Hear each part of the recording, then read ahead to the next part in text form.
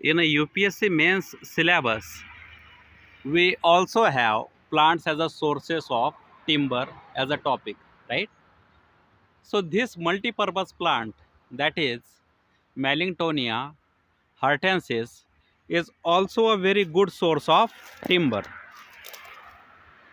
Due to its rock solid stem, it can provide the wood, and hence this plant can be given as an example for plants as a sources of timber.